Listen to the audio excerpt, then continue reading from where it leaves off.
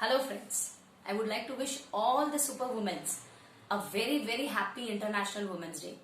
क्या आप जानते हैं वुमेन्स डे क्यों मनाया जाता है? सबको ऐसा लगता होगा कि जिस तरह से Father's Day, Mother's Day, Rose Day, Valentine's Day मनाते हैं, ठीक उसी तरह से वुमेन्स डे भी मनाया जाता है।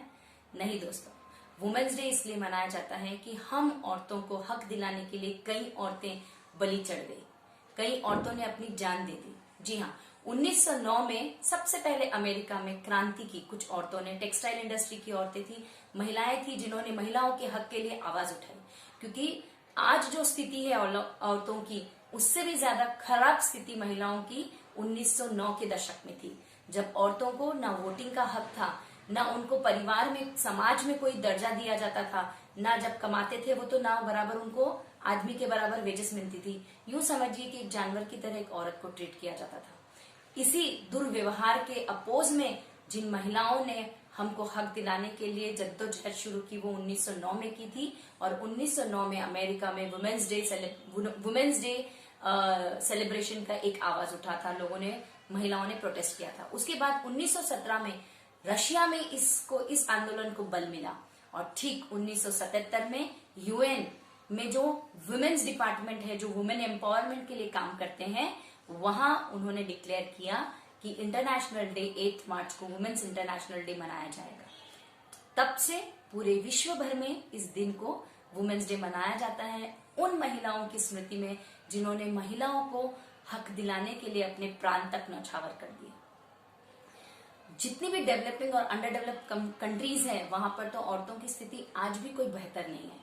भारत जैसे देश में ही मैं अगर आंकड़े गिनाऊं तो बाल विवाह, सती प्रथा, दहेज प्रथा, ऐसी कई औरतें विधवा होने के बाद में उनकी दोबारा शादी नहीं करना, 15-15, 20-20 साल ऊपर के उम्र के व्यक्ति के साथ, पुरुष के साथ उसकी शादी कर देना, ये सारी कुप्रथाएं अभी तक चलती थी।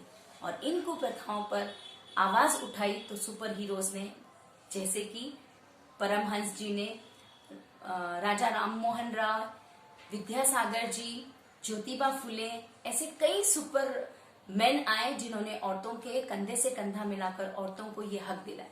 लेकिन आज भी अगर हम ग्रामीण में या यूपी की या हम अपर नॉर्थ में जाते हैं तो हम देखते हैं कि आज भी वहां पर ये क्राइम रेट्स हैं। प्रत्येक 3 मिनट में हर महिला के साथ अत्याचार होता है, प्रत्येक 6 मिनट में हर महिला के साथ में रेप होते हैं और फिजिकल हरासमेंट होते हैं। आफ्टर मैरिज भी उनके ऊपर रेप होते हैं, जिसके लिए भारत में अभी कोई कानून भी नहीं बना है।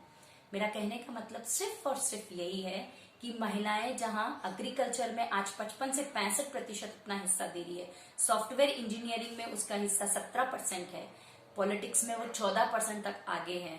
एक महिला जो अच्छी कुक है अपने परिवार में, अच्छी शिक्षिका है, अपने बच्चों को पढ़ाती है, अच्छी केयर टेकर है, जो अपने बूढ़े सास ससुर को देखती है, इतनी सब जिम्मेदारियां करते हुए आज पुरुषों के साथ कंधे से कंधा मिलाकर व्यवसाय कर घर में धन से भी उनको, पैसे कमाकर भी वो घर में एक कंट्रीब्यूशन फाइनेंशियली दे रही है। वहां पर भी आज औरतों को कई विषयों में, कई घरों में यूं कहा जाता है कि ये तुम्हारा मामला नहीं है। She doesn't have the right to speak for herself, speak for her children, speak in the society. So why it's happening? दुनिया में आज औरतों की हालत 1909 वाली नहीं है, लेकिन यूं भी कहूंगी कि डेवलपिंग और अंडर डेवलप्ड कंट्रीज में आज भी उनकी स्थिति उतनी स्ट्रांग नहीं है जितनी होनी चाहिए। इसका एक बड़ा कारण औरतें भी हैं, क्योंकि औरतों के शोषण में एक बड़ा रोल औरतों का भी देखा गया है। आज वुमेन्स डे पे मैं प्रे करती हूँ कि हम औरतों को और आजादी मिले, कि हम, क्योंकि एक सशक्त देश तभी बन सकता है जब वहां की एक नारी सशक्त हो। यही कारण है कि पीएम मोदी ने बेटी बचाओ बेटी पढ़ाओ जैसा नारा दिया है। सोचिए, अगर औरतों की स्थिति अच्छी होती तो आज के इस युग में बेटी बचाओ बेटी पढ़ाओ जैसे नारे की जरूरत नहीं थी। लेकिन कन्या भ्रूण हत्या, बेटियों को पढ़ाना नहीं, बेटों के बराबर उनके राइट्स नहीं देना, यही कारण है कि आज हमारी जो कंट्री है वो अंडर डेवलप है, ये डेवलपिंग कंट्री में गिनी जा रही है। 4 लाइनों के माध्यम से मैं अपनी इस वीडियो को थोड़ा सा संक्षिप्त में बताऊंगी कि बेटियों को बाहर जाने से ना रोके, बेटियों को बाहर जाने से ना रोके, बेटों की बुरी आदतों को टोके, सिखाए उन्हें, करे वो प्रत्येक बेटी का सम्मान, ताकि कहीं पर भी ना हो दिल्ली जैसा रेप कांड। अपने बेटों की परवरिश में अगर आप ध्यान देंगे, जितना आप बेटियों पे रोक टोक करते हैं, जितना आप बेटियों के लालन पालन में ध्यान देते हैं, कितने बजे गई है, कितने बजे आना है, तो यही सेम प्रक्रिया आपको अपने बेटे पे भी करना है। क्योंकि जब बेटों का नजरिया बेटियों के लिए बदलेगा तो ये समाज भी बदलेगा।